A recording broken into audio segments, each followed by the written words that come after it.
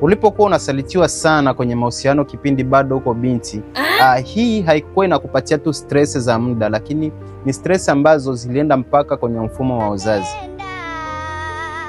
Stress hizi zilienda zikavuruga homoni, ndio maana ulianza kupitia changamoto za kwanza kutoka na uchafu. Muda mwingine unakuwa unachelewa kuingia period, na muda mwingine unawahi kuingia period. Unaweza kupata period mara 2 kwa mwezi.